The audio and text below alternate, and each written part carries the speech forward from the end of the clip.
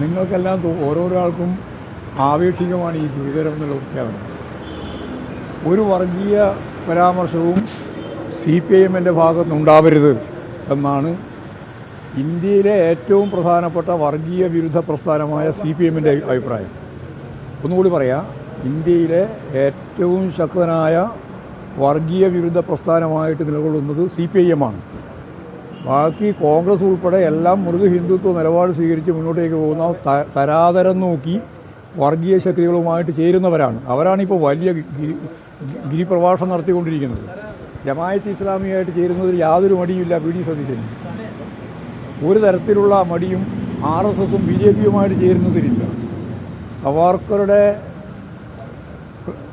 ഫോട്ടോന് മുമ്പിൽ പോയി നമസ്കരിക്കുന്നതിൽ യാതൊരു പ്രയാസവും വർഗീയ വിരുദ്ധ പ്രസ്ഥാനത്തിൻ്റെ വക്താവാണെന്ന് പറഞ്ഞുകൊണ്ടിരിക്കുന്ന PD സതീശനില്ല. അതിനെയെല്ലാം വെള്ളപൂശാൻ വേണ്ടിയിട്ടുള്ള നല്ല പ്രവർത്തനമാണ് നിങ്ങൾ ഓരോരുത്തരും പലപ്പോഴും നടത്തിക്കൊണ്ടിരിക്കുന്നത്.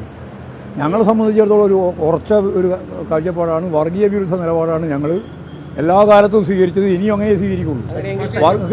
വർഗീയ വിരുദ്ധമല്ലാത്ത നല്ല ഭാഷയിൽ, വർഗീയ വിരുദ്ധമല്ലാത്ത എല്ലാ അർത്ഥത്തിലും ശരിയായ ഭാഷയിൽ ആര് പറഞ്ഞാലും അതിനെ ഞങ്ങൾ യോജിക്കുന്നു. വർഗീയ വിരുദ്ധമാണ് ഞങ്ങളുടെ ഏറ്റവും പ്രധാനപ്പെട്ട മുഖമുദ്ര. അതാണ് പറഞ്ഞത്. അത്രയും പറഞ്ഞു ഞാൻ. അതിൻ്റെ അപ്പുറം പറഞ്ഞ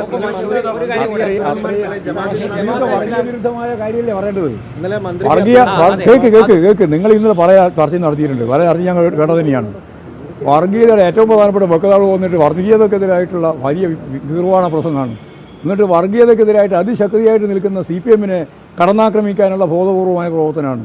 അതൊന്നും ഈ കേരളത്തിൽ വിലപ്പോവില്ല. കാരണം വർഗീയതയോട് RSSനോട് മല്ലടിച്ച് മുമ്പോട്ടേക്ക് വന്ന പാർട്ടിയും പ്രസ്ഥാനമാണ് CPIM.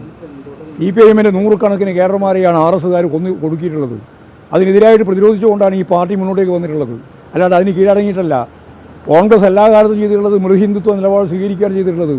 ആ നിലപാട് സ്വീകരിച്ചുകൊണ്ട് അവർക്ക് മുമ്പോട്ടേക്ക് പോകാൻ കഴിയാത്ത സാഹചര്യത്തിലാണ് യഥാർത്ഥത്തിൽ ഇപ്പോഴും ഞങ്ങളുടെ മേലെ ഇതെല്ലാം ഭാരിച്ച ഒരു ഉത്തരവാദിത്തമായിട്ട് രൂപപ്പെടുത്തി നിങ്ങളിങ്ങനെ ചർച്ച നടത്തിക്കൊണ്ടിരിക്കുന്നത്.